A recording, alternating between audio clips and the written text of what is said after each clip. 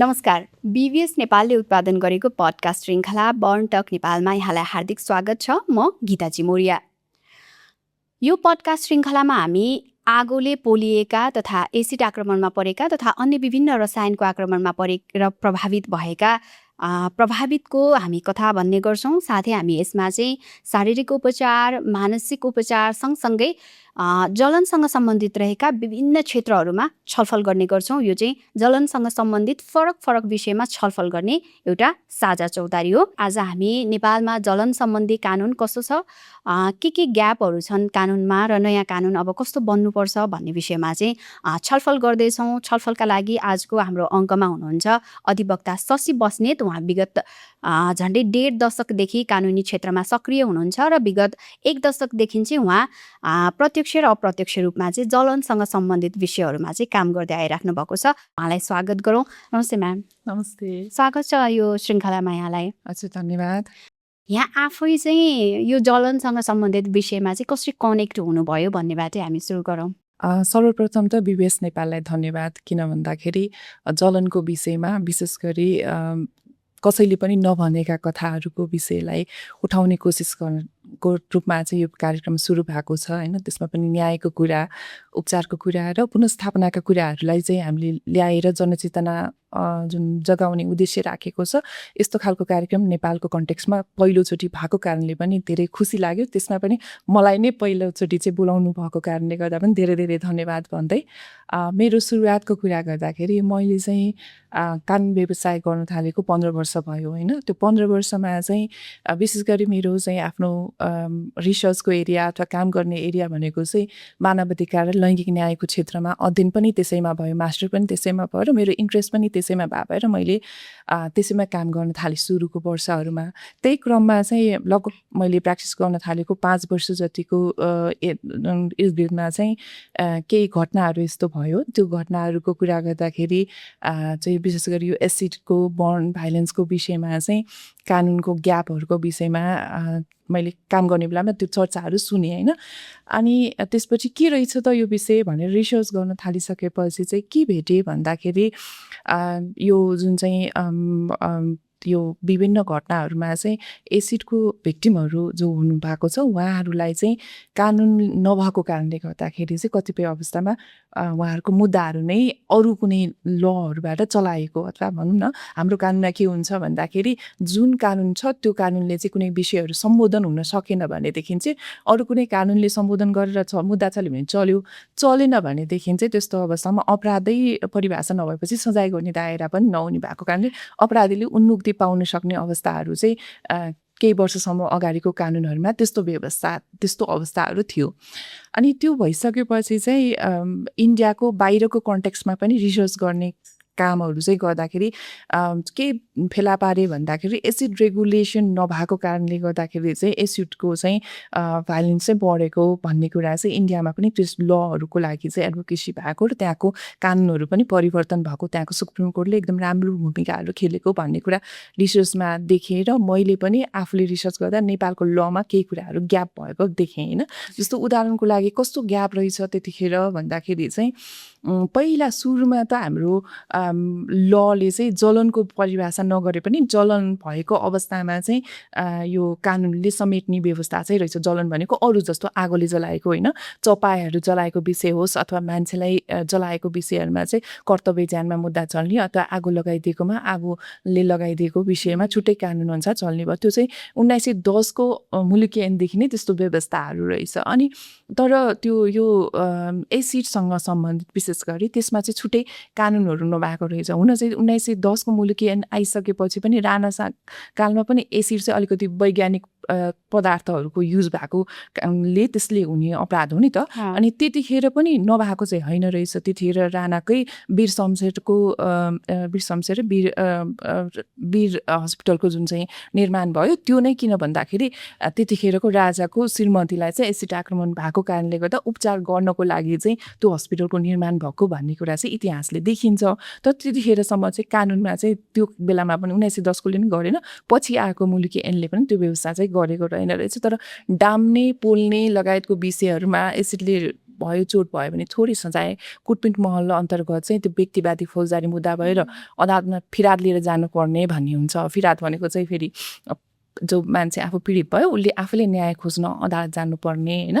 अनि त्यो अवस्थाको कारणले गर्दाखेरि उनीहरूले चाहिँ प्रमाण सङ्कलनको कुरादेखि लिएर जुन क्षति हुन्छ त्यो क्षति अनुसारको न्याय पाउन सक्ने अथवा क्षतिपूर्ति पाउन सक्ने अवस्था चाहिँ त्यो कानुनमा रहेन रहेछ। त्यति बेला चाहिँ जलनको छुट्टै कानुन नभएर फरक फरक कानुनहरूले यस्तो घटनाहरूलाई चाहिँ सम्बोधन गर्ने। त्यो बेलामा जलन भनिने अहिले पनि त्यो जलनको फरक कानुन छैन।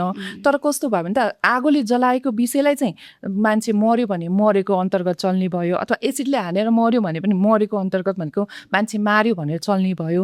तर नमरेको अवस्थामा चाहिँ अङ्गभङ्ग भएको अवस्था, अपाङ्गता भएको अवस्था होइन, त्यस्तो अवस्थामा पनि त्यो कुन कानुन चलाउने त भन्दाखेरि अङ्गभङ्गले नि परिभाषा नगरेको। यता ज्यान मार्ने उद्योगमा मुद्दा चलाउँदाखेरि त्यो चाहिँ मार्ने उद्देश्य हुँदैन, त्यसमा त अनुहारलाई चाहिँ क्षति गर्ने उद्देश्य हुन्छ भन्ने लगायतको विषयबाट चाहिँ कुरा उठ्ने भएको कारणले गर्दाखेरि त्यहाँ चाहिँ कुन कानुन अन्तर्गत जाने भन्ने नै एउटा समस्या थियो भने अर्को भनेको चाहिँ तपाईँको रेगुलेसनको पाटो नै छैन होइन। अनि रेगुलेसन नभएपछि फेरि क्राइम हुने भइहाल्यो। अनि कम्पन्सेसनका कुराहरूमा पनि केही प्रब्लमहरू थियो होइन। अनि त्यो घरेलु हिंसा सम्बन्धी ऐनमा चाहिँ सर्वोच्चले व्याख्या गर्यो। सर्वोच्चले व्याख्या गरेको कारणले गर्दाखेरि त्यो घरेलु हिंसा सम्बन्धी ऐनमा चाहिँ एसिड आक्रमण भयो भने प्रहरीमा उजुरी लिएर जान सक्ने भन्ने प्रावधान चाहिँ पछिल्लोचोटि संशोधन हुँदा त्यो कुरा आयो। तर यता फेरि मुलुकी ऐनमा संशोधन गर्दा चाहिँ अझै पनि व्यक्तिवादी फौजदारी मुद्दाको रूपमा पीडितले नै फिराद लिएर जानुपर्ने भइसकेपछि जस्टिस चाहिँ उसले पाउन सक्ने भएन। एउटा कुरा त्यो भयो। अर्को एसिडको रेगुलेसनको कुरा नभएको भन्ने कुरा रिसर्चबाट देखेँ।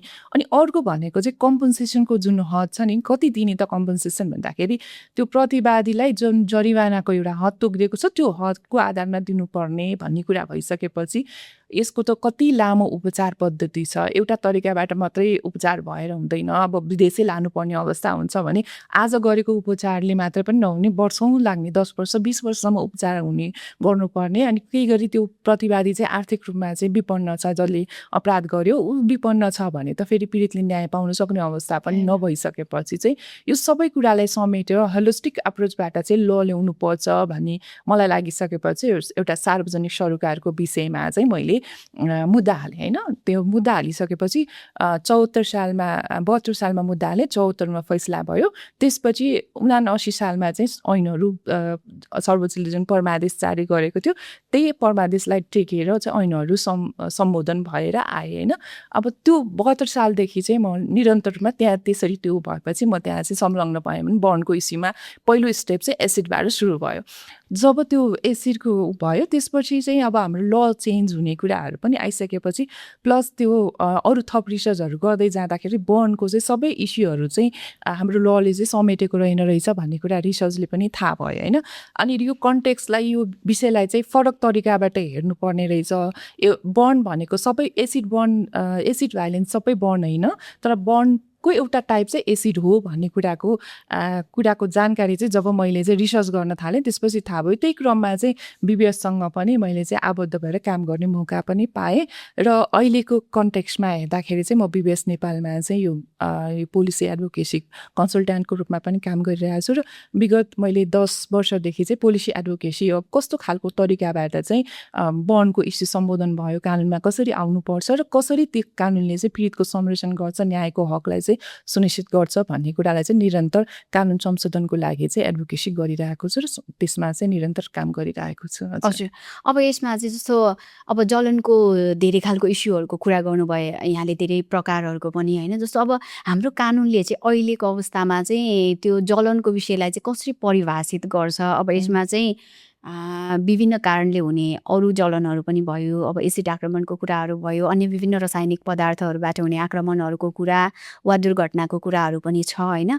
हाम्रो कानुनले चाहिँ के भयो वा चाहिँ कस्तो इन्सिडेन्ट वा कस्तो घटनालाई चाहिँ जलनको घटना भएको भनेर मान्छ?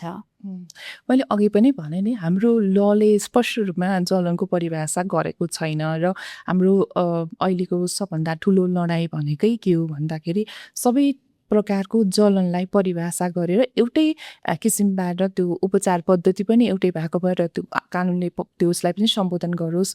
जहाँ कम्पन्सेसनका कुराहरू छ त्यसलाई पनि सबै प्रकारको जलनलाई एउटै ठाउँमा राखेर कम्पन्सेसन पनि पीडित बीच चाहिँ विभेद नगरिकन त्यस्तो कानुन संशोधन होस् र सजायको हकमा पनि त्यो विभेद नहोस् भन्ने उद्देश्यले नै हामीले यो एडभोकेसी गरिरहेछौँ र हाम्रो यो कार्यक्रमको उद्देश्य पनि चेतना एउटा लेभलको त्यो नै होस् भन्ने हिसाबले हामीले गरिरहेछौँ होइन। परिभाषाको कुरा गर्दाखेरि जलनको विषयमा हाम्रो एक्ज्याक्ट परिभाषा नभए नि सामान्य अर्थमा हामीले बुझ्दाखेरि चाहिँ के बुझ्नु पर्यो भन्दाखेरि तातो पानीले पोलेको होस् अथवा एसिडले हानेको होस् अथवा तातो तेलले चाहिँ पोलेको होस् अथवा चाहिँ करेन्ट लागेर होस् अथवा चाहिँ अरू रासायनिक पदार्थहरूले होस् अथवा मट्टितेल लगाएर जलाइदिएको होस्, जुनसुकै तातो वस्तुले पोलेर हुने क्षतिलाई चाहिँ जलन भनेर बुझ्नु पर्यो होइन सामान्य अर्थमा बुझ्दाखेरि। अब हाम्रो कानुनले कसरी बुझेको छ भन्दाखेरि परिभाषा नगरी पनि फरक फरक अवस्थामा फरक फरक सजायको दायराहरू गरेको कारणले त्यसलाई त्यसरी हेर्नुपर्ने हुन्छ होइन। अब हाम्रो यो चाहिँ मुलुकी अपराध संहितामा चाहिँ के व्यवस्था गरेको छ भन्दाखेरि तेजाब लगायतको त्यो ज्वलनशील पदार्थ चाहिँ सेवन गराएको अवस्था, त्यसले चाहिँ डामेको पोलेको अवस्था होइन, कसैको शरीरमा खनाएको अवस्थालाई अपराध मानेको छ, त्यो गर्नु हुँदैन भन्छ। र त्यो कानुनले के भन्छ भन्दाखेरि त्यो तेजाब भनेको के हो भन्ने कुरा चाहिँ परिभाषा गर्छ कि जलनलाई गर्दैन तर तेजाबलाई गर्छ। तेजाबलाई गराउँदाखेरि के भन्छ भने अब यो चाहिँ हाइड्रोक्लोरिक एसिड, नाइट्रोजन र सल्फरिक एसिड समेतलाई चाहिँ जनाउँछ भनेर चाहिँ भनेको छ। यो पहिलोचोटि परिभाषा गरेको, न त त्योभन्दा अगाडिसम्म त्यो पनि थिएन होइन। त्यो भन्छ र त्यो त्यसरी यदि कसैलाई चाहिँ त्यस्ता वस्तुहरूले सेवन गरायो, पोल्यो, डाम्यो भनेदेखि चाहिँ त्यसको आधारमा चाहिँ उसलाई कम्पन्सेसन र जरिवाना कैदको व्यवस्था गरेको छैन।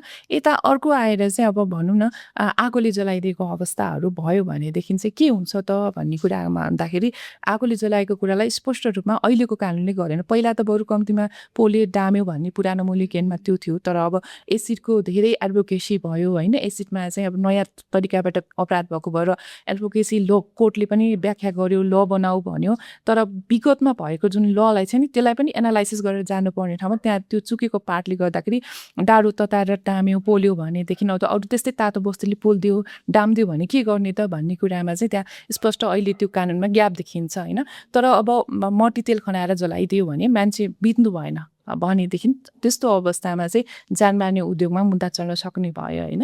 अथवा तातो पानीले चाहिँ खनाइदियो, तातो तेलले खनाइदियो जसले गर्दा मान्छे मर्न सक्ने स्थिति चाहिँ भयो, तर मरेको छैन भने तपाईँको उसमा चल्ने भयो, जानमार्ने उद्योगमा चल्ने भयो। तर मर्यो भनेदेखि चाहिँ फेरि कर्तव्य ज्यानमा मुद्दा चल्ने भयो। अब एसिडलाई पनि के गरी मान्छे मृत्यु भयो भनेदेखि त त्यहाँ उसमै चल्ने भयो, कर्तव्य ज्यानमा नै चल्ने भयो। त्यस कारणले गर्दाखेरि अब हाम्रो लले चाहिँ के गरिदियो, जलनको सबै स्थितिलाई परिभाषा गरेको छैन, जलनका केही कम्पोनेन्टहरूलाई चाहिँ राखेर कम्पन्सेसन र सजायको व्यवस्था चाहिँ गरेको छैन।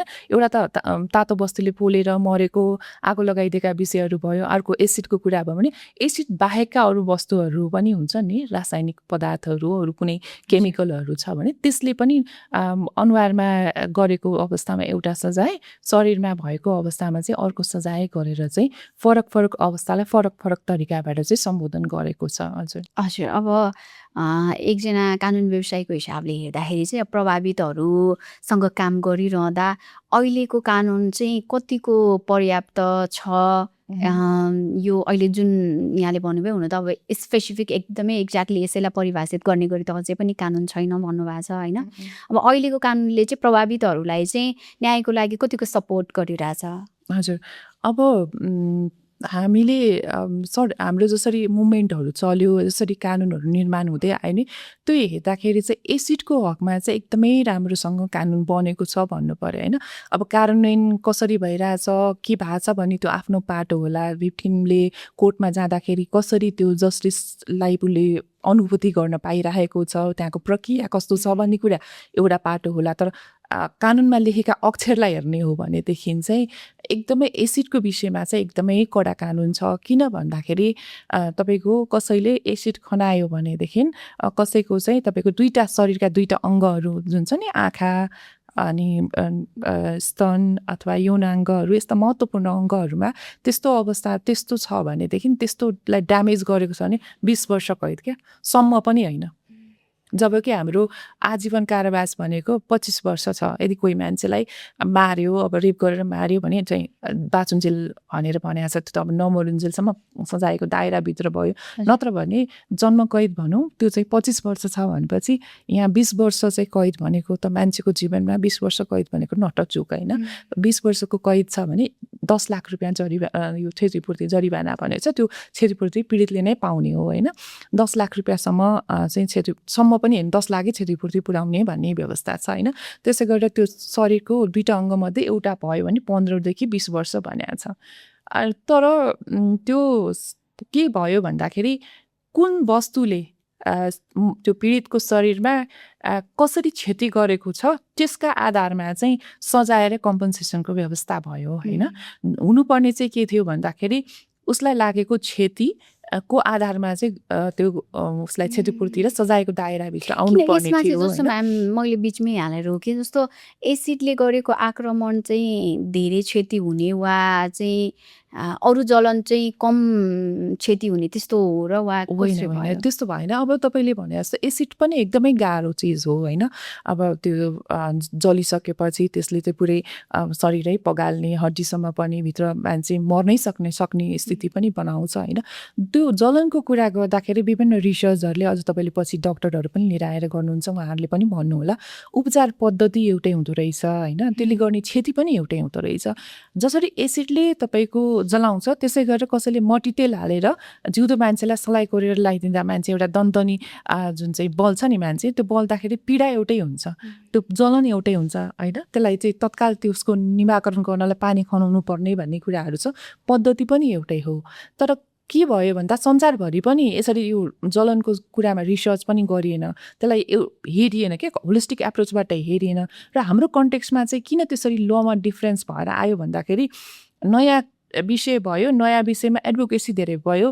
अब हामी जस्ता रिसर्च गर्नेले पनि के गर्यौँ भन्दा जुन विषय आयो त्यसलाई हेऱ्यौँ, होलिस्टिक एप्रोचबाट हेरेनौँ, मिडियाले पनि त्यही हिसाबले हेऱ्यो र प्राथमिकतामा पर्यो। र त्यो फेरि न्युजमा जे आउँछ अथवा जसको त्यो धेरै कुराहरूको चर्चा परिचर्चा हुन्छ त्यही विषयमा मान्छेको ध्यान जान्छ। अनि त्यसमा पनि के भयो भन्दाखेरि मिडियाले कभरेज गर्दाखेरि किन प्रेम सम्बन्धका विषयहरूलाई लिएर चाहिँ हुने कुराहरू यङ मान्छेहरूमा बढी हुने र अलिक भनौँ सहरी क्षेत्रमा बढी हुने विषय भएर त्यो मान्छेको आकर्षणको केन्द्र पनि त्यो भयो। कसैले बुहारीलाई जिउँदै जलाएको न्युज त्यति धेरै मान्छेले पढ्दा पनि पढ्दैन र त्यति धेरै पचाइदिन्छ, बुहारीलाई जलाएको त हो नि भन्ने जस्तो मानसिकता पनि हुँदो रहेछ होइन। त्यो सबै कारणमा हाम्रो समाजको साइकोलोजीले गर्दाखेरि पनि हुनसक्छ। त्यस्तो कारणले गर्दा त्यो विषयहरू उठेन। नउठिसकेपछि कानुन निर्माण हुँदाखेरि जुन विषय उठ्यो त्यसैमा चाहिँ सम्बोधन हुँदाखेरि यो फरक तरिकाबाट सम्बोधन भएर आयो। तर गर्नुपर्ने चाहिँ के थियो भन्दाखेरि यो जलनका सबै प्रकारहरूलाई समेटेर त्यसका चाहिँ जति क्षति छ त्यो क्षतिको आधारमा कम्पन्सेसन पाउने र जति उसलाई चाहिँ क्षति भएको छ त्यो अनुसारको सजायको दायराभित्र ल्याउनु पर्ने।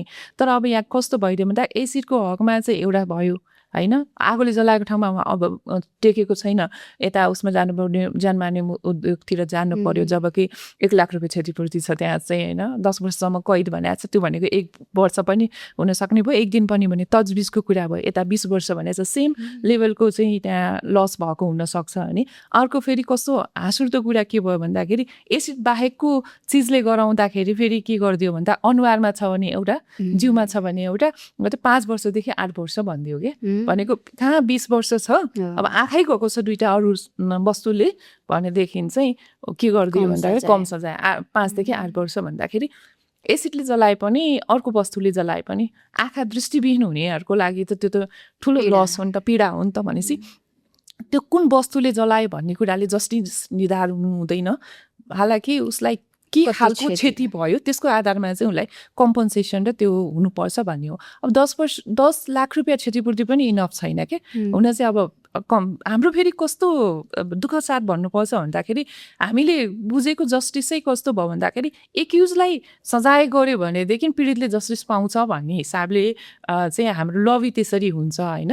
मलाई चाहिँ के लाग्छ भन्दाखेरि एक्युजलाई सजाय दिनुपर्छ, त्यो दिनु उसले गरेको कामको उसले चाहिँ अपराधको सजाय पाउनुपर्छ। तर त्यो सँगै पीडितको चाहिँ सुरक्षा, पीडितले पाउनुपर्ने जुन चाहिँ राज्यबाट पाउनुपर्ने प्रोटेक्सन होइन, अनि क्षतिपूर्ति जुन उसले चाहिँ जुन अवस्थामा थियो त्यो अवस्थामा त पुग्न सक्दैन, तर करिब करिब त्यो अवस्थामा क्षतिको पूरण चाहिँ हुनुपर्छ, भरिपूरण त हुनुपर्छ नि त होइन।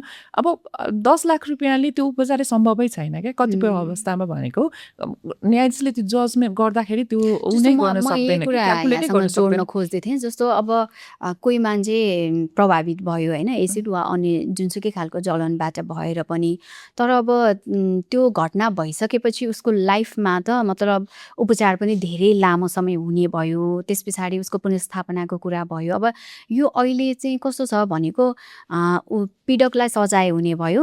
अब दुर्घटनाको केसमा त झन् अब पीडक पनि नहुँदाखेरि त अब क्षतिपूर्तिको कुरा बेग्लै तरिकाले उठ्ने भइहाल्यो होइन। अनि त्यो हुँदाखेरि चाहिँ जस्तो राज्यले चाहिँ वा हाम्रो कानुनले चाहिँ के भन्छ, प्रभावितलाई हेर्ने वा उसको जिम्मेवारी लिने, उसको प्रोटेक्सनको कुराहरू भयो, त्यस पछाडि लङ टर्म उपचारको कुराहरूमा चाहिँ कानुनले यो विषयहरूमा बोलेको छ कि छैन? यस्तो छ, अब यही क्याल्कुलेसनको कुरा के कति क्षति दिने भन्ने कुरा चाहिँ कसरी क्याल्कुलेसन गर्ने त भन्ने कुराको लागि पनि एउटा चाहिँ मापदण्डहरू हुनु पर्यो कि। अब तपाईँको रेप मुद्दामा अथवा अर्को मुद्दामा भनेको चाहिँ एउटा टुकन अफ मनीलाई क्याल्कुलेट गरेर दिन सकिन्छ होइन। तर अब यो जलनको विषयमा त तपाईँको अहिले जति क्षति भएको छ त्यो क्षतिभन्दा पनि बढी चाहिँ उसलाई चाहिँ उपचारहरू गर्नुपर्ने हुन्छ। अब 20 वर्षसम्म उपचार गर्नुपर्ने हुनसक्छ, 40 वर्ष पनि उपचार गर्नुपर्ने हुनसक्छ। अब त्यो त्यस्तो अवस्थामा त्यो प्रतिवादीले भराउन नसकेको बेलामा राज्यले गर्ने भन्ने कुरा त हाम्रो कानुनले गरेकै छ। तर त्यसको क्याल्कुलेसनको लागि चाहिँ विज्ञहरूको एउटा टोली राखेर कति हुनसक्छ त यति दियो भनेदेखि चाहिँ पीडितले यसको चाहिँ कम्पन्सेसन चाहिँ यसले पायो भने यसलाई जस्टिस हुन्छ भन्ने हिसाबले चाहिँ यसलाई फरक तरिकाबाट क्याल्कुलेसन गरेर फरक तरिकाबाट चाहिँ गर्नुपर्छ। पीडितले नपाउने होइन, राज्यले दिनुपर्छ भन्ने कुरा पनि छ कि उसको सम्पत्तिबाट उठेन भने जिम्मा लिनुपर्ने राज्यले गर्नुपर्ने कानुनी व्यवस्था छ। तर जसरी हामीले चाहिँ सर्टेन 10 लाख रुपियाँ अथवा 20 लाख रुपियाँको हिसाबले हेरिरहेको छौँ, त्योभन्दा पनि यसको चाहिँ क्षतिलाई आधार बनाएर चाहिँ छुट्टै तरिकाबाट सम्बोधन भयो भने जस्टिस फिल गर्छ कि भन्ने एउटा त्यो एङ्गलबाट आउनु पर्यो होइन। अनि अर्को भनेको चाहिँ यो सजाय बढाएर मात्रै भएन कि, सजायको दायरा बढाउने भन्दा पनि पीडितलाई पुनर्स्थापनाको लागि राज्यले के गर्ने। हालाकि सर्वोच्चले एउटा नजिरमा भनेको छ, एउटा एसिड भाइलेन्सकै भिक्टिमले हालेको मुद्दामा भनेको छ उनीहरूको उपचारको लागि चाहिँ सबै ठाउँमा चाहिँ प्राथमिक उपचार चाहिँ पाउनुपर्छ भन्ने कुरा होइन। स्वास्थ्य चौकीहरू चाहिँ सबै ठाउँ भएसम्म स्वास्थ्य चौकी सबै ठाउँमा चाहिँ बर्नको युनिटहरू चाहिँ बनाऊ भनेर भनेको छ होइन, परमादेशै जारी गरेको छ भने। अर्को चाहिँ उनीहरूको पुनर्स्थापनाको लागि चाहिँ राज्यले कार्ययोजनाहरू चाहिँ चलाएर बनाएर चाहिँ गर भनेर भनेको छ। अब किन काम गर्न पाउँदैन उनीहरूले, किन भन्दाखेरि जलनको कारणले गर्दा कतिपय अवस्थामा शरीर सकुशल देखिन्छ तर त्यो शरीरले काम गर्दैन। हात जलेको मान्छेहरूको हातको अङ्गहरू त केही नभएको हुनसक्छ, अम्लाहरू पनि हुनसक्छ, तर त्यो चाहिँ हाम्रो जस्तो गरेर काम गर्न नसक्ने अवस्था हुन्छ। अथवा अनुहारहरूमा जहाँ देखिने रूपमा चाहिँ असर परेको छ त्यस्तो अवस्थामा चाहिँ काम माग्न जाँदाखेरि सोसाइटीले सजिलै उसलाई चाहिँ स्वीकार्दैन होइन। नस्वीकारिसकेपछि काम पाउन पनि गाह्रो हुन्छ नि त। त्यो कारणले गर्दाखेरि उनीहरूको पुनर्स्थापनाको लागि चाहिँ जागिरको व्यवस्था लगायतको शिक्षा लगायतको कुराहरूमा पनि फर्दर चाहिँ राज्यले सहयोग गर्नुपर्ने चाहिँ देखिन्छ। बिचमा चाहिँ केही एसिड बर्न भाइलेन्सहरूलाई भिक्टिमहरूलाई चाहिँ राज्यको तर्फबाट केही अर्गनाइजेसनहरूले पनि जबहरू दिएको भन्ने कुरा चाहिँ देखिन्छ। तर त्यो फेरि सर्टेन प्रिभिलेज सर्टेन व्यक्तिहरूलाई मात्रै भएको कारणले गर्दा बरु राज्यले नै उहाँहरूको शिक्षा कस्तो छ। किन फेरि जलनको कुरा गर्दाखेरि कस्तो हुँदो रहेछ भन्दा यो या त महिलाहरू धेरै नै हुन्छ होइन, त्यसमा त उनी भएन।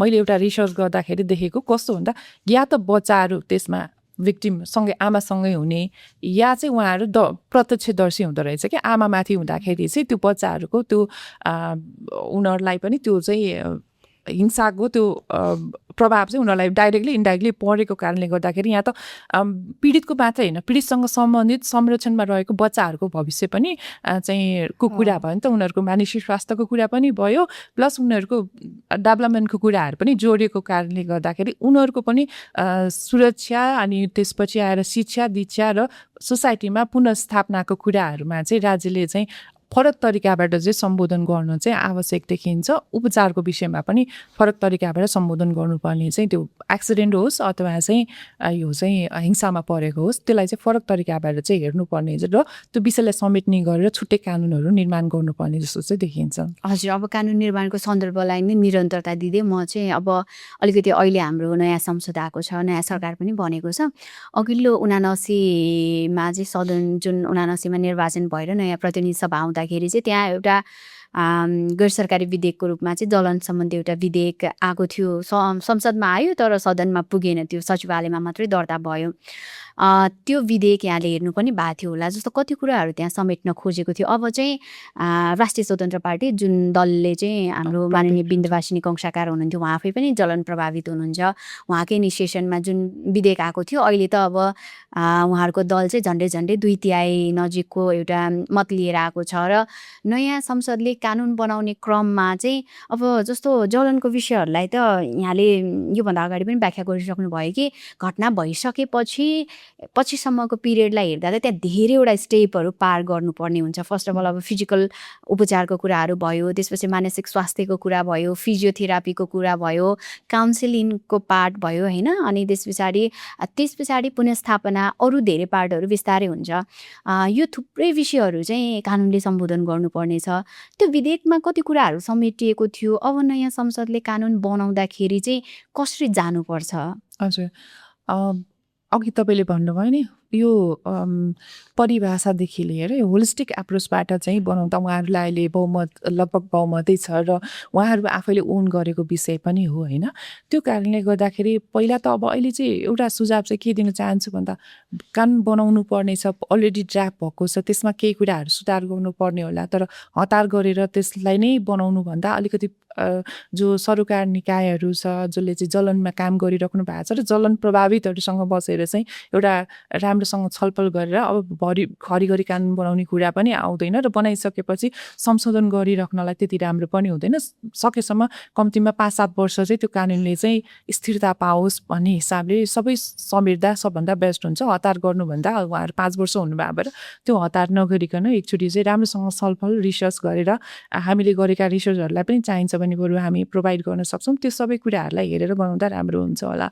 अर्को चाहिँ अब परिभाषादेखि नै सुरु गर्नु पर्यो, जलनको परिभाषालाई समेट्नु पर्यो र जलनको परिभाषासँगै जलनका त्यो जुन टाइपहरू छ त्यो अनुसार चाहिँ क्षतिपूर्तिका कुरा, पुनर्स्थापनाका कुरा, उपचार पद्धतिका कुराहरू पनि त्यसमा राख्नु पर्यो। प्लस के हो भन्दाखेरि एउटा त हाम्रो अपराधको विषय भयो, यो सँगै दुर्घटनाका विषयहरू पनि छन्। दुर्घटनाको विषयहरूलाई फेरि कानुनले सम्बोधन नगरिदिँदाखेरि फेरि एउटै किसिम प्रकृतिमा त्यो घटनामा परेका मान्छेहरूमा पनि अब उपचार पद्धति महँगो भएको कारणले आर्थिक रूपमा विपन्न वर्गहरू पर्ने भएको भएर उहाँहरूको उपचार विषयलाई पनि राज्यको आफ्नो दायित्वभित्र पर्ने भएर दुर्घटनाका विषयलाई पनि कसरी उपचारभित्र त्यो छिराउने भन्ने कुरा पनि त्यो कानुनमा भइदियो भने राम्रो हुन्छ। अर्को चाहिँ धेरै जस्तो घटनाहरू चाहिँ के हुँदो रहेछ भन्दाखेरि चेतनाको कमीले गर्दाखेरि हुँदो रहेछ। एउटा चेतनाको कमीले हुन्छ, अर्को चाहिँ भइसकेपछि त्यसको कसरी उपचार गर्ने अथवा त्यसलाई कम गर्ने, क्षति कम गर्ने भन्ने कुराको ज्ञानको अभावले गर्दाखेरि पनि त्यो मान्छे ल्याउँदाखेरि नै भित्रभित्रै त्यसको त्यो घाउ पाकेर इन्फेक्सन भएर मृत्युदरहरू बढेको भन्ने तथ्याङ्कहरूले पनि देखाएको कारणले गर्दाखेरि चेतना कसरी बढाउने भने त्यो चेतनाको लागि पनि त्यो कुरा चाहिँ कानुनमै त्यो स्पष्टसँग खोलेर आयो भने राम्रो हुन्छ। अर्को भिक्टिमको प्रोटेक्सनका लागि राज्यले के गर्न सक्छ भन्ने कुरा प्रोटेक्सनको एप्रोचबाट पनि त्यो ऐनमा चाहिँ संशोधन भएर आउनु पर्यो भनेर कति दिनभित्र चाहिँ पीडितलाई चाहिँ कम्पन्सेसन दिने त अन्तरिम राहत दिने भन्ने व्यवस्था त छ होइन। अन्तरिम राहत आफ्नो ठाउँमा होला, त्यो भनेको त टेम्पोररी भयो, तत्काल दिनुपर्ने। तर हाम्रो अहिले जति पनि क्षतिपूर्तिको कुराहरू छ त्यो त मुद्दा अन्तिम भइसकेपछि पाउने कुराहरू छ। अनि त्यो क्षतिपूर्ति पाउनका लागि फेरि अर्को स्ट्रगल गर्नुपर्छ कि भिक्टिमहरूले। त्यो स्ट्रगल गर्न नपर्ने गरेर राज्यले तिमीलाई फैसला भएको यति मितिभित्र हामी चाहिँ दिन्छौँ भनेर कमिटमेन्ट गरिदिनु पर्ने चाहिँ अवस्था छ कि त्यो कानुनले नै गरिदियो भने राम्रो हुन्छ।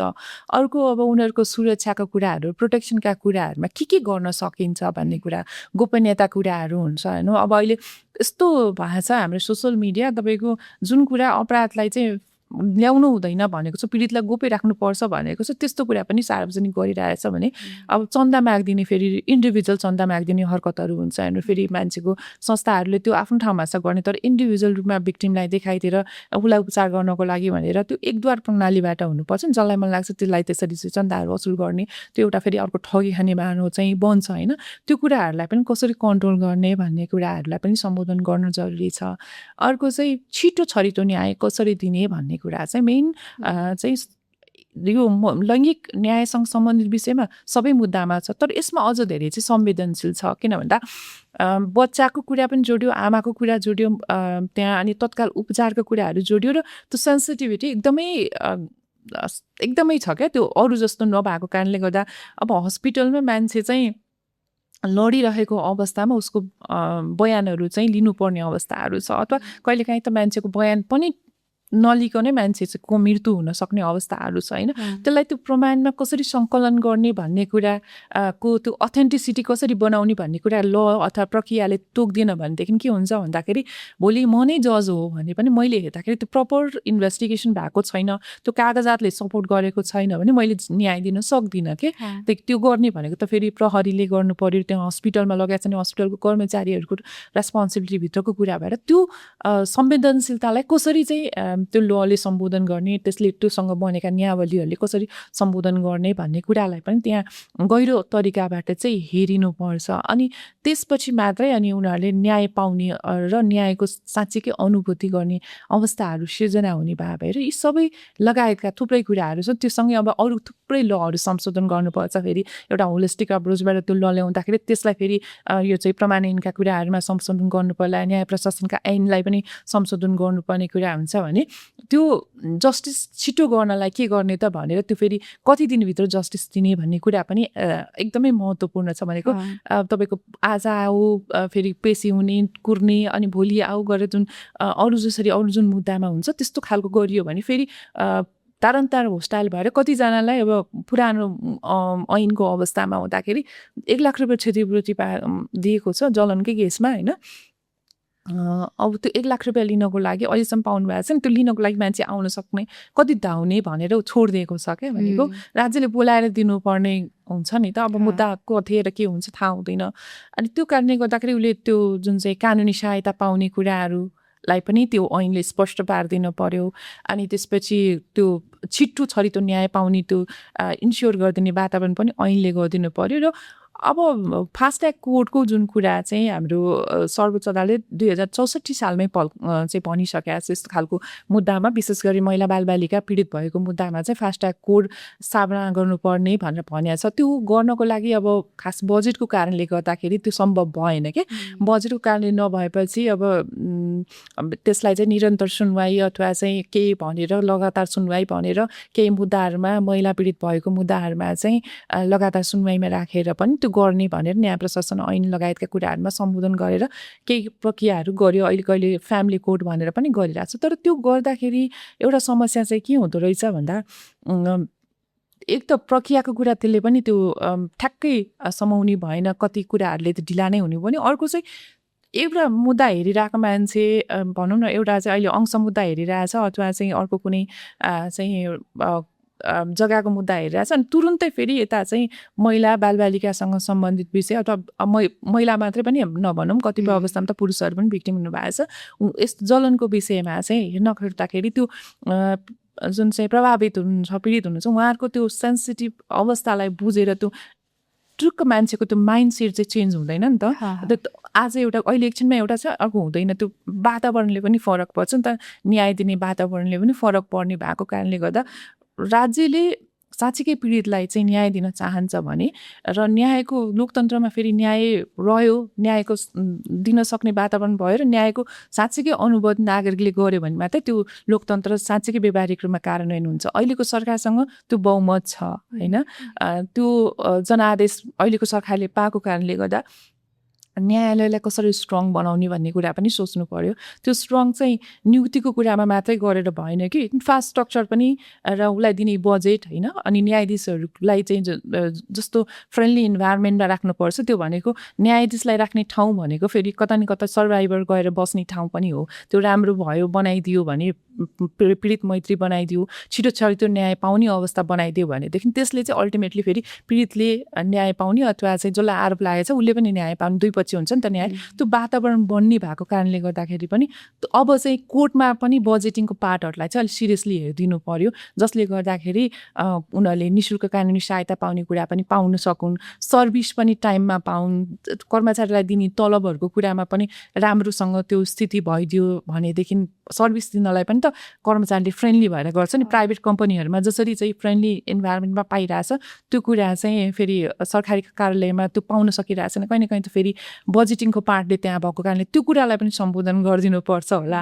अर्को चाहिँ अब भिक्टिमलाई बस्ने छुट्टै रुमहरू होइन, त्यो त्यहाँ बच्चाहरू अब आएको अवस्थामा त्यो ब्रेस्ट फिडिङका कुराहरूदेखि लिएर सबै कुराहरूलाई चाहिँ कसरी त्यसलाई चाहिँ म्यानेज गरेर लान सकिन्छ, इन्फ्रास्ट्रक्चरलाई पनि फ्रेन्डली बनाउने, अपाङ्गता भएका मान्छेहरू जान सक्ने किसिमको पनि बनाइदिनु पर्यो। अब यो बर्न भाइलेन्सको त झन् सम्भावना धेरै छ नि त, बाबु हुने अवस्थाहरू भएर उनीहरूलाई पनि त्यो त्यहाँ जान एक्सेस कसरी हुन्छ भन्ने कुरालाई पनि फोकस गर्नु पर्यो। अब अहिले जलेको अवस्था भएको भएर पुनर्निर्माण गर्नुपर्ने नै छ भने यस्ता कुराहरूलाई पनि जोडेर गयो भनेदेखि चाहिँ उनीहरूले साँच्चीकै जस्टिस पाउने वातावरण चाहिँ बन्न सक्छ कि भन्ने हो। हजुर, अब इन्डिभिजुअल केसमा मान्छेले के गर्ने भन्नेमा म एकैछिनमा आउँछु। यसमै मैले जस्तो नयाँ कानुन बन्दै गर्ने सन्दर्भमा चाहिँ नयाँ सरकारले वा नयाँ संसदले गर्नुपर्ने कुरा चाहिँ भन्यौँ। अहिलेसम्म तपाईँले लामो समय चाहिँ जलनसँग सम्बन्धित केसहरू हेरिरहँदाखेरि राज्यको निकायहरू चाहिँ यो विषयमा, जलनको विषयमा चाहिँ कतिको गम्भीर भएको, त्यो विषयमा चासो राख्ने वा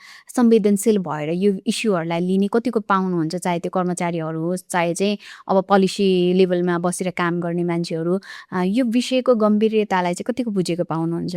यस्तो छ, यो चाहिँ व्यक्तिको उसमा पनि भर पर्ने रहेछ, व्यक्तिको चेतना स्तरको कुराले पनि फरक पर्ने रहेछ। अब जस्तो मैले हाम्रो जति पनि लको डेभलपमेन्ट भएको छ लैङ्गिक न्यायको दृष्टिकोणमा कुरा गर्दा, र यो चाहिँ एसिडकै कुरा गर्ने अथवा बर्न भाइलेन्सकै कुरा गर्ने हो भने सर्वोच्च अदालतबाट भएका फैसलाहरूको आधारमा कानुन निर्माण भएको छ क्या। हाम्रो सरकारले कानुनहरू बनाउनु भएको छ। त्यसलाई हेर्दाखेरि अब सुप्रिम कोर्टको जजहरूलाई हेर्ने हो भने उहाँहरू चाहिँ अहिलेसम्मको दृष्टिकोणमा हेर्दाखेरि लैङ्गिक मैत्री हुनुहुन्छ, एकदम यो प्रोएक्टिभ हुनुहुन्छ। यो जति पनि सार्वजनिक सरोकारको विषयहरू छ त्यसमा पनि विशेष गरी लैङ्गिक क्षेत्रमा चाहिँ उहाँहरूको मानव अधिकारको दृष्टिकोणको मुद्दाहरूमा चाहिँ एकदमै मैले सेन्सिटिभ देखेको छु। इभन हामीले हालेका मुद्दाहरूमा जलनको विषयमा उपचारको कुराहरू गर्दाखेरि त्यो मलाई याद छ कि एकजना जजले के भन्नुभएको थियो भन्दाखेरि तपाईँले एसिडको मात्रै उपचारको कुरा गरेर लिएर आउनुभएछ, जलनको त छैन नि त तपाईँको मागमा भनेर भन्नुभएको थियो कि त्यही बेला। अनि त्यतिखेर ल्याउनु पर्छ नि त दुइटैलाई भन्नुभएको थियो कि। भनेको त्यतिसम्मको क्वेसन सोधेर उहाँले त्यो यस्तो विषयमा यसरी ल्याउनु पर्थ्यो भनेर भन्नुभएको थियो। अनि भनेको कति संवेदनशील हुनुहुँदो रहेछ भन्ने कुरा त्यहाँबाट पनि देखिन्छ। अब त्यसपछिका अब अरू जहाँ चाहिँ डाइरेक्ट भिक्टिमसँग काम गर्नुपर्ने निकायहरू हुन्छ नि, जस्तो सरकारी वकिल कार्यालय हुन्छ, त्यसपछि आएर बगपत्र गराउनु पर्ने कर्मचारीहरूसँगको सम्बन्ध हुन्छ होइन, प्रहरीसँगको सम्बन्धहरू हुन्छ नि। त्यहाँ चाहिँ कस्तो भयो भन्दाखेरि व्यक्तिपछि फरक छ। कोही कोही एकदमै संवेदनशील हुनुहुन्छ, ओहो यस्तो भएको रहेछ त्यस कारणले हामीले सहयोग गर्नुपर्छ भन्ने हिसाबले पनि बुझ्नुहुन्छ नि। कतिजनाले चाहिँ अब अरू अपराध जस्तै गरेर बुझेर त्यति धेरै सिरियसली नलिएको अवस्था पनि छ नि। यो सबै हुनुको पछाडि के हो भन्दाखेरि राज्यले गर्नुपर्ने जुन चाहिँ चेतनाको वृद्धिको लागि जुन काम गर्नुपर्छ नि त्यो नभएको भयो। अनि अर्को चाहिँ इन्फ्रास्ट्रक्चरतिर ध्यानै गएको छैन नि त, बनाउनु पर्छ भन्ने कुरालाई। त्यो कारणले गर्दाखेरि कोही कोही संवेदनशील हुनुहुन्छ, कोही कोही चाहिँ हुनुहुन्न। त्यो भनेको राज्यले नै गर्न नसकेको हो जस्तो लाग्छ। इभन प्र्याक्टिसनर लयरहरू पनि डिफेन्सको साइडबाट आउँदा त्यति मैले संवेदनशील देखेको छैन होइन। इभन पत्रकारहरू पनि हुनुहुन्न। तपाईँले याद गर्नु भएको छ कि छैन, जबकि यो वकिल र पत्रकार भनेको चाहिँ सोकल्ड हामी त इन्टलेक्चुअल वर्गमा पर्छौँ नि। अझ वकिल त अब लाइसेन्स लिएको भोलिपल्टैबाट विद्वान भनेर हामीले विद्वान अधिवक्ता भन्छौँ होइन। अनि त्यो भएको कारणले गर्दाखेरि त्यस्तो मान्छेहरू पनि त्यो भाषिक रूपमा संवेदनशील छैन होइन। अनि त्यसपछि इभन हाम्रो लमै हेर्नुभयो भने कुरूप भन्ने शब्द प्रयोग गरिरहेछ कि होइन। अब उनीहरूलाई जागिर खान समस्या छ, समाजले नै बहिष्करण गरिरहेको छ होइन। काम गर्नलाई त्यहाँ समस्या हुन्छ, स्वीकार्दैन भने विधायक जो कानुन बनाउने हुन्छ उहाँहरूले त्यहाँ चाहिँ कुरूप भन्ने शब्द प्रयोग गरेपछि त्यो कानुन बनाउने मान्छे पनि कति संवेदनशील रहेछ भन्ने कुरा तीबाट पनि प्रमाणित भएको छ भने यो पत्रकारहरूको पनि एउटा उदाहरण चाहिँ भनिहाल्नु तपाईँलाई फेरि यहाँ भएको बेलामा मैले हेर्थेँ कि एउटा एसिडको घटनामा मैले एसिडमा त होइन रेपहरूको पनि मैले हेर्दाखेरि अब के भनेर गरेको थिएँ नि, कुवेतमा लगाएको मायाले काठमाडौँमा के अरे एसिड घटनासम्म पुर्यायो, त्यो मिडियामा त्यो टाइटल कि।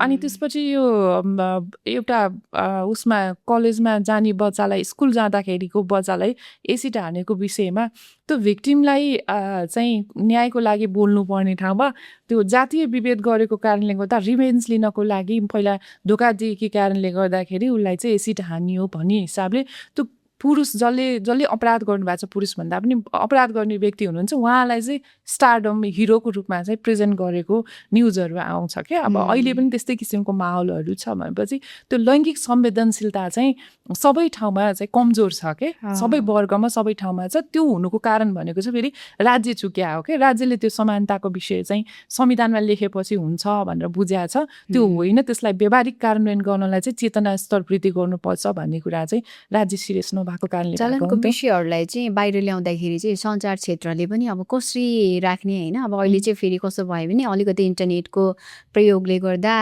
के टाइटल राख्यो वा के हेडलाइन राख्यो भने चाहिँ धेरै लाइक कमेन्ट वा भ्युज आउँछ, कमेन्टहरू आउँछ भन्ने खालको मेन्टालिटीले गर्दाखेरि पनि जति संवेदनशील भएर यो मुद्दाहरू उठाउनु पर्ने त्यति नउठिरहेको घटनाहरूमा भनौँ होइन, त्यस्तो खालको पनि अप्ठ्यारो देखिन्छ। अब अर्को भनेको चाहिँ जस्तो अब जलनको घटना पनि एउटा नियोजित रूपमा गराइदिने घटना भयो। अर्को भनेको चाहिँ दुर्घटनाको कुराहरू पनि धेरै छ। पछिल्लो समय चाहिँ ग्यासहरू पड्केर होइन धेरै ठुलो ठुलो क्षति हुने, अनि त्यस पछाडि विद्युत प्रसारण लाइनहरू पनि व्यवस्थित नहुँदाखेरि चाहिँ करेन्टको कारणले गर्दाखेरि पनि धेरै मान्छेहरू जलन भएर क्षति भइरहेको यस्तो खालको घटना समाचारहरू पनि हामी धेरै सुनिरहेको हुन्छौँ होइन। अब यो दुर्घटनाका केसहरूलाई चाहिँ न्यूनीकरण गर्नको लागि चाहिँ राज्यको तर्फबाट के गर्नुपर्ने देखिन्छ यसमा चाहिँ यहाँले हेर्दाखेरि चाहिँ? अच्छा, यस्तो छ। अब यो तपाईँले भने जस्तो धेरै जस्तो चाहिँ कस्तो भन्दा विद्युतको तारहरू छाप्ने बेलामा अथवा चाहिँ कहिलेकाहीँ झुन्डिएर लथ्रेको अवस्थामा पनि चाहिँ दुर्घटनाहरू भएको भन्ने कुरा हामीले न्युजमा सुनिरहेका छौँ। विशेष गरी यो विद्युतसँग सम्बन्धित कुराहरूमा चाहिँ तपाईँको तराई मध्य प्रदेशमा चाहिँ धेरै रहेछ यो दुर्घटनाहरू होइन। मैले 2025को तथ्याङ्क हेर्दाखेरि 445 जना व्यक्तिहरू चाहिँ महिला पुरुष सबैजना चाहिँ पर्नु भएको छ कि विद्युतको तराईमा चाहिँ विशेष गरी त्यो हुकिङ पानी तान्ने त्यो हुने पनि हुँदो रहेछ। अनि अर्को चाहिँ त्यो हुक गरेर चाहिँ त्यो तान्ने कारणले गर्दाखेरि हुँदो रहेछ होइन। अनि अब त्यस्तो अवस्थामा चाहिँ दुईवटा तरिकाबाट चाहिँ सम्बोधन गर्नुपर्छ होला। एउटा भनेको त राज्यले अवेरनेस क्रिएट गर्नुपर्छ, जुन चेतनाको कुराहरू मैले भनिरहेको थिएँ त्यो अघि पनि कुरा आयो, त्यसमा कसरी त्यसबाट सुरक्षित हुने भन्ने कुरा चाहिँ बुझाउन नसकेको कुरा भयो भने अर्को भनेको चाहिँ तपाईँको रेगुलेसन गर्दाखेरि त्यहाँ चाहिँ कस्तो किसिमले काम गरिरहेछ भने प्रपर रेगुलेसन नभएको देखिन्छ होइन। अनि त्यो फेरि उनीहरूको मात्रै गल्तीले पनि नहुने रहेछ कि तार झुन्डिने भनेको चाहिँ कतिपय अवस्थामा चाहिँ तपाईँको इन्टरनेटको तारहरूसँग चाहिँ त्यो तारहरू जोडिँदो रहेछ होइन। अनि इन्टरनेटको तारहरू जोडिएको ठाउँमा चाहिँ इन्टरनेटको त्यो फरक किसिमको तार अनि यिनीहरूको आफ्नो अर्को तार हुने बेलामा त्यो काटेर छोडिदिँदाखेरि तार लत्रिने कारणले गर्दाखेरि ठुलो हावाहुरी आयो अथवा नाङ्गो तारहरू छ भने त जल्ने भयो नि त। त्यसले जल्दाखेरि चाहिँ दुर्घटनाहरू हुने भएको कारणले गर्दाखेरि कसको गल्तीले गर्दाखेरि त्यो अपराध भयो होइन, त त्यो क्षति भयो, दुर्घटना भए पनि नेग्लिजेन्स त भयो नि त त्यहाँ। त्यसलाई चाहिँ त्यो कानुनको दायराभित्र ल्याउनु पर्ने पाटो देखिन्छ होइन। र कतिपय अवस्थामा मुद्दाहरू चलेर भएको पनि छ। अब विद्युतको कुरा गर्दा कम्पन्सेसनको कुरामा चाहिँ हाम्रो प्राधिकरणले नै क्षतिपूर्ति दिने व्यवस्था छ। पहिला 5 लाख रुपियाँ थियो भने अहिले चाहिँ 10 लाख रुपियाँ क्षतिपूर्ति दिने भन्ने कुरा छ। त्यो चाहिँ कर्मचारीलाई भएको छ भने पनि दिने कुरा छ। अनि यता चाहिँ सर्वसाधारणलाई पनि नियोजित छैन भनेदेखि एकदम उनीहरूको नेग्लिजेन्स भन्दा पनि त्यो दुर्घटना नै हो भनेदेखि चाहिँ पीडितलाई पनि अर्को थर्ड पार्टीलाई पनि चाहिँ दिने भन्ने कुराहरू छ त्यसमा होइन। अनि कर्मचारी छ भने उसको परिवारलाई पनि जागिरको व्यवस्थाहरू गर्ने भन्ने छ। उनीहरूको आफ्नै त्यहाँ चाहिँ एउटा कमिटी हुँदो रहेछ। त्यो कमिटीमा उनीहरूले निवेदन दिन्छ अनि त्यसलाई चाहिँ अनुसन्धान गरेर कमिटीले अनुसन्धान गरेर 10 लाख रुपियाँसम्म चाहिँ क्षतिपूर्ति दिने भन्ने कानुन व्यवस्था उनीहरूको इन्टरनल भयो। त्यसरी चाहिँ गर्ने गरे रहेछ। अब मेन त हाम्रो रेगुलेसन चाहिँ विक देखाएको छ मैले। रेगुलेसन गर्ने निकायहरूले चाहिँ सरकारले बढी त्यसमा चाहिँ चासो देखाउनु पर्ने देखिन्छ। त्यो बाहेकको अवस्थामा व्यक्तिगत रूपमा चाहिँ अब कसैको वास्तविक नेग्लिजेन्सको कारणले दुर्घटनाहरू भएको छ भनेदेखि चाहिँ तपाईँको क्षतिपूर्तिको लागि हाम्रो चाहिँ उपभोक्ता संरक्षण ऐन अन्तर्गत पनि मुद्दा जान सक्ने उपभोक्ता अदालत छ होइन, त्यहाँ जान सक्ने कानुनले व्यवस्था गरेको छ। अर्को भनेको चाहिँ टर्ट ल भन्ने छ, दुष्कृति सम्बन्धी कानुन भनेर व्यवस्था छ क्या हाम्रोमा, छन चाहिँ त्यसैमा मुलुकी देवानी संहितामा छ। त्यो अन्तर्गत पनि क्षतिपूर्तिको लागि त्यहाँ जान सक्ने भयो भने नेग्लिजेन्स लापरवाहीपूर्वक कसैले काम गर्दाखेरि कसैको मृत्यु हुन्छ भने त्यसमा पनि फेरि ग्रस नेग्लिजेन्सको कुराहरू छ भने त्यसलाई चाहिँ फेरि फौजदारी अभियोग अन्तर्गत पनि मुद्दाहरू चलाउन सक्ने चाहिँ कानुन व्यवस्था छ है, यो उसको हकमा चाहिँ तारहरूको विषयमा लिएर। अनि अर्को भनेको ग्यासको कुरा छ होइन, ग्यासको पनि चेतना को नेग्लिजेन्सले नै बढी भएको छ। विशेष गरी ग्यासको चाहिँ रेगुलेसन कसले गर्ने भन्ने कुरामै विवाद छ। ग्यास लगाएको यो विस्फोटक पदार्थ भनौँ हजार जुन चाहिँ पदार्थहरू छ त्यसको कसले रेगुलेसन गर्ने भन्ने चाहिँ प्रपर गाइडलाइनहरू रहेन रहेछ होइन। अनि जति पनि यो चाहिँ तपाईँको होटेल व्यवसाय अथवा यस्तो ठाउँहरूमा चाहिँ विस्फोटन भएको भन्ने कुराहरू आउँछ नि, घरमा भएको भनेको चाहिँ आफैले त्यो ग्यास लिक भएर हुँदो रहेछ होइन। कतिपय अवस्थामा त्यो ग्यासको चाहिँ तलको त्यो पार्ट काटेर अनि अर्को राखिदिएको कारणले गर्दाखेरि पनि विस्फोट हुँदो रहेछ भने एउटा सबभन्दा कमन चाहिँ के रहेछ भन्दा ठुल्ठुलो होटेलहरूमा ठुल्ठुलो रेस्टुरेन्टहरूमा चाहिँ जाडोको बेलामा हामीले कतिको याद गरेका छौँ ग्यास चाहिँ आफै बल्दैन, एकदम जमेर बस्छ। त्यो भएपछि हामीले बाहिर हल्लाउँछौँ अथवा घाममा राखेर चलाउने गरेका छौँ होइन। तर अब होटेल व्यवसाय गर्नेहरूले चाहिँ त्यो गर्नलाई त भ्याउँदैन। त्यो भएपछि तातो पानी चाहिँ बाटामा राख्ने अनि त्यो बाटामा राखेर त्यो बाटामाथि चाहिँ ग्यास राखिदिएपछि चाहिँ ग्यास पग्लेर बल्छ भन्ने हिसाबले त्यो ठिक्कको टेम्परेचर भयो भनेदेखि चाहिँ के पनि नहुने भयो। तर बढी भएपछि त पड्किने भयो नि त नि। यस्ता दुर्घटनाहरू चाहिँ यो कारणले पनि भएको रहेछ। यस्तो कारणले भनेको त यो त सबै चेतनाको कमीले गर्दा, त्यसलाई कसरी मेन्टेन गर्ने भन्ने कुराहरूको कमीले गर्दा भएको कारणले गर्दा स्थानीय सरकारहरूले चाहिँ रेगुलेसन गर्ने विषयमा चाहिँ छुट्टै एउटा मापदण्डहरू बनाएर चाहिँ रेगुलेट गर्नुपर्ने चाहिँ देखिन्छ। त्यो भयो भने कम्तीमा दुर्घटनाबाट चाहिँ बच्न सक्ने अवस्थाहरू चाहिँ सिर्जना हुन्छ होइन। मेन चाहिँ रेगुलेसन र चेतना चाहिँ स्तर बढाउन नसकेको कारणले गर्दा यस्ता दुर्घटनाहरू भएको भन्ने कुरा चाहिँ देखिन्छ। हजुर हजुर, अब यसमा अलिकति इन्डिभिजुअल पनि जाम, जस्तो एज एकजना व्यक्ति म त्यस्तो घटनामा परिहाल्यो भने चाहिँ व्यक्ति आफैले चाहिँ फर्स्ट अफ अल यदि कोही माथि चाहिँ त्यस्तो घटना भयो होइन, कसैले आक्रमण गर्यो वा रासायनिक पदार्थ हालिदियो वा जलाइदियो, घरमै पनि त्यस्तो घटनाहरू कति धेरै भइरहेको हुन्छ, हिंसाको घटनाहरू होइन। त्यो भइहाल्यो भने चाहिँ यदि सबैभन्दा पहिला व्यक्ति आफैले चाहिँ के गर्न पर्यो होइन, फर्स्ट एक्सन के हुनुपर्छ व्यक्तिको चाहिँ? यस्तो छ, अब यो अपराध हो नि त। अपराध भइसकेपछि अब व्यक्तिको मात्रै होइन, देख्ने जो कोहीको पनि नागरिक भएको कारणले गर्दाखेरि सबभन्दा पहिलो भनेको प्रहरीलाई खबर गर्ने, त्यसपछि दोस्रो भनेको चाहिँ उसलाई उपचार गर्नलाई लिएर जाने भन्ने कुरा हुन्छ होइन। अब प्रहरीकोमा जाँदाखेरि चाहिँ अब हुन त हाम्रो कानुनले एउटा किसिमको हदम्यादहरू तोकेको छ होइन। एउटा जलनको लागि एसिडहरू हालेको विषय अथवा अन्य पदार्थहरू प्रयोग गरेको अवस्थामा चाहिँ 1 वर्षभित्र उजुरी दिन सक्ने भन्ने व्यवस्था छ भने जुन चाहिँ अन्य मट्टीतेल अथवा लगायतको कुराहरूले जलाएको अवस्थामा 6 महिनाभित्र उजुरी दिनुपर्ने भने कानुनले एउटा हदम्याद त गरेको छ। तर त्यो हदम्याद भन्दा पनि त्यो हदम्याद त एउटा सीमा मात्रै तोकेको भयो। तर जति सक्दो तत्काल हामीले उजुरी दियौँ भनेदेखि चाहिँ त्यहाँ भएका प्रमाणहरू सङ्कलन गर्नलाई सजिलो हुन्छ है। अब बिचरा त्यो जसलाई जलन भएको छ उसले आफैले त्यो दिन सक्ने सम्भावना मैले एकदम निम्न देखेको छु। किन भन्दा उसलाई त उपचार चाहिँ जरुरी भएको भएर त्यो छिटो चाहिँ अस्पताल लानुपर्ने हुन्छ। तर जसले देख्नु भएको छ उहाँहरूले चाहिँ के गर्नु पर्यो भन्दाखेरि हाम्रो फेरि कस्तो चाहिँ मानवीय संवेदनाशीलता चाहिँ हराएको जस्तो लाग्छ होइन। अब प्लेन एक्सिडेन्ट भएको ठाउँहरूमा पनि मैले देखेको छु भिडियो लाइभ गरेर बसिराख्ने, त्यहाँ गएर मान्छेहरूले चाहिँ टिकटक भिडियोहरू बनाउने लगायतको व्यवहारहरू देखाएको थियो। एकदम असंवेदनशील व्यवहारहरू त्यस्तो गर्नु भएन होइन। अर्को कुरा चाहिँ कुनै पनि घटना गर्दाखेरि त्यहाँ चाहिँ प्रतिवादीको केही न केही ट्रेसहरू भएको हुन्छ भने आगोले जलाइदिएको छ भने पेट्रोल बोकेर लिएर आएको बोतलहरू हुनसक्छ होइन, जहाँ चाहिँ उसको फिङ्गरप्रिन्ट लगायतका कुराहरू त्यहाँ भएको हुन्छ। उसको रौँहरू नङहरू सबै मान्छे नदेखिने मान्छे गरेर मुख छोपेर आएको हुन्छ नि त होइन यस्तो घटनाहरूमा। त्यो भएको कारणले त्यो उसको प्रतिवादी अथवा जसले अपराध गर्छ उसको चाहिँ पहिचान खुल्ने एभिडेन्सहरू त्यहाँ हुने भएर हामी गएर चाहिँ त्यो एभिडेन्सलाई चाहिँ बिगारिदिने काम नगरौँ होइन, त्यो टेम्प्लेट नगराइदिउँ। त्यहाँ चाहिँ त्यो भोलि प्रहरीले त्यो अनुसन्धान गर्दा भेटिँदैन क्या त्यस्ता कुराहरू। त्यही भएर हामी जाँदाखेरि त्यो चाहिँ नष्ट हुने सम्भावना भएर त्यो गरिदिनु भएन। पहिलो कुरो तत्काल प्रहरीलाई भनिदिनु पर्यो। प्रहरी आएर त्यसको उपचार के अरे उद्धार गर्नेदेखि लिएर सबै प्रमाणहरू सङ्कलन गर्ने एउटा पाटो भयो।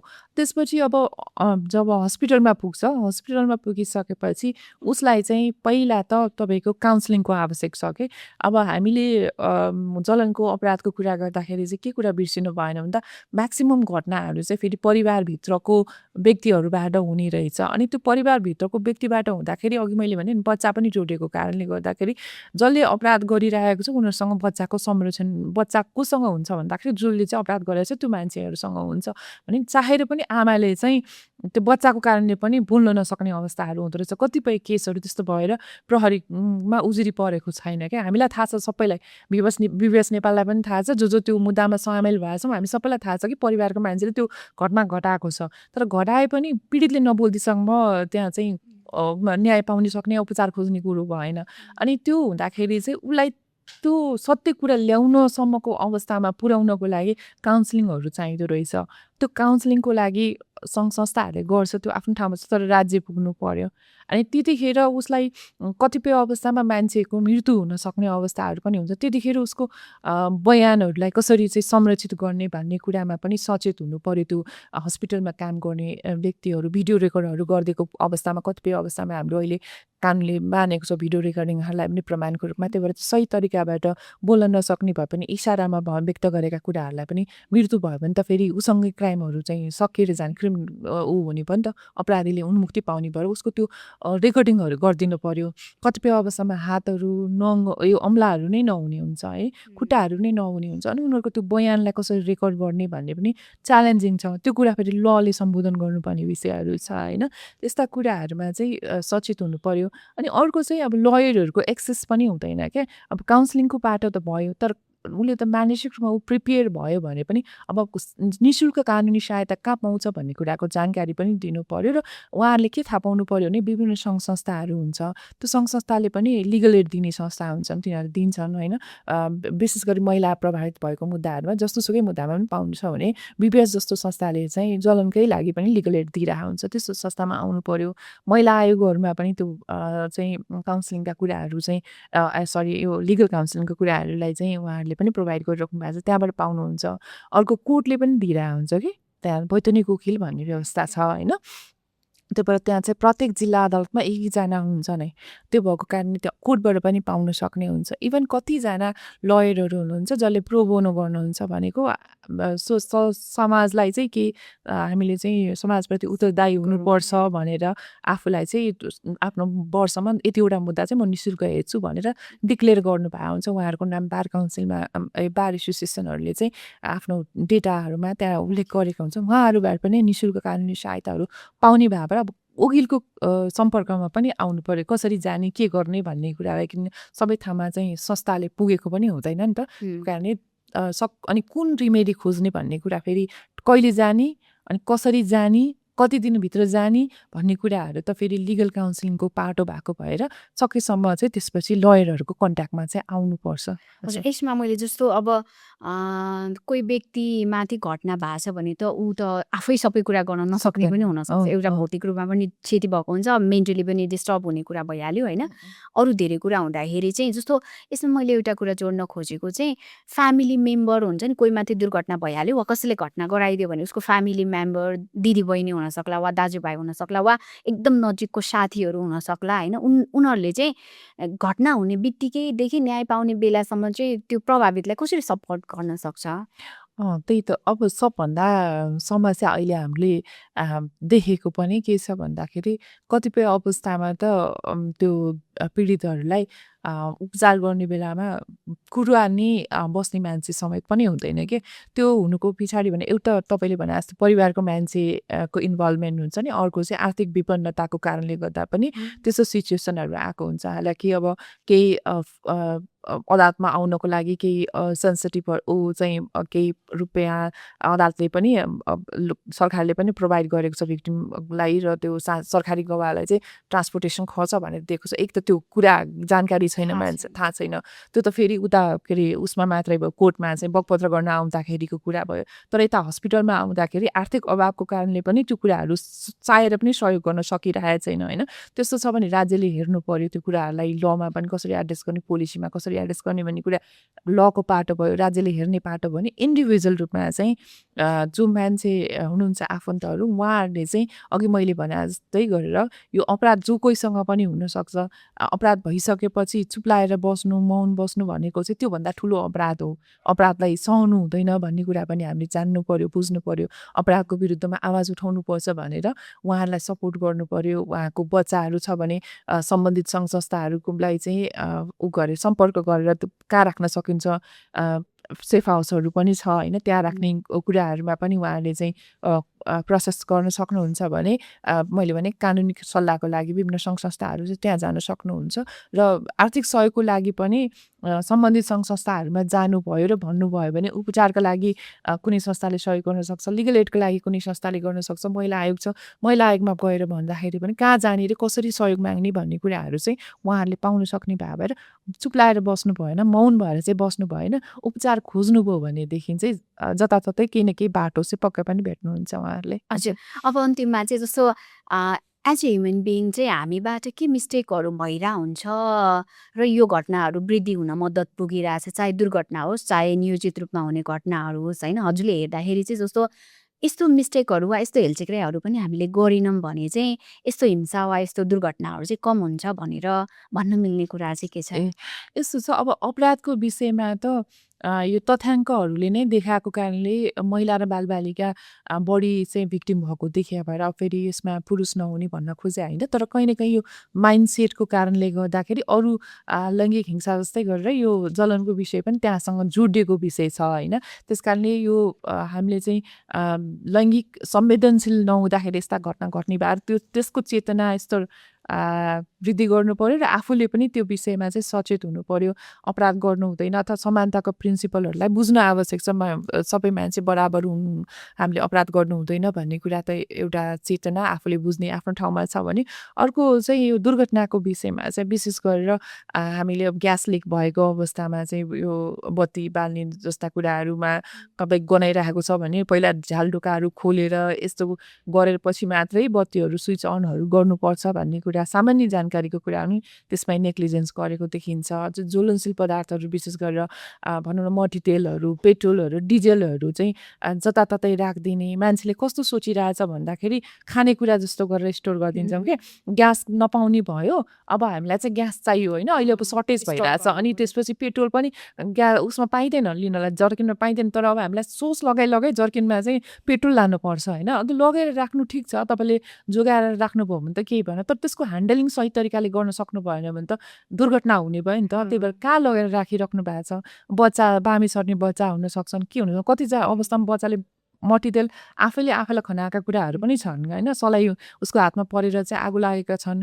तातो तेलहरू चाहिँ बच्चाले आफैले घोप्टाएको केसहरू छन् दुधमा बच्चा डुबेका तातो दुधमा बच्चा डुबेका केसहरू छन् तातो पानीमा भनेपछि त्यस्तो कुराहरू चाहिँ बच्चाको पहुँचभन्दा बाहिर राखेर गर्नुपर्छ भनेर त आफू सचेत हुनुपर्छ नि त त्यो नहुँदाखेरि दुर्घटना भएको छ विशेष गरी यो ग्यास होइन पेट्रोल अनि त्यसपछि एसिडै भनौँ न हाम्रो अहिले एसिड रेगुलेसन सम्बन्धी छुट्टै ल पनि आइसकेको छ जताभावी त्यो किन्न पनि पाइँदैन होइन जताभावी राखेर कसैलाई हानि भयो भने आफैले फेरि त्यो सजायको दायराभित्र पनि आउनुपर्ने भएर त्यो कसरी ह्यान्डल गर्ने भन्ने कुरामा चाहिँ हामी सचेत हुनुपर्छ। त्यो लगेर स्टक राख्ने चिज होइन कि सुन थुपारे जस्तो गरेर पेट्रोल थुपार्ने अथवा चाहिँ ग्यास थुपार्नु हुँदैन होइन, त्यसको सही तरिकाबाट सदुपयोग गर्नुपर्छ भन्ने कुरा चाहिँ जान्यौँ भने पनि दुर्घटनाबाट जोगिन सक्छौँ होला।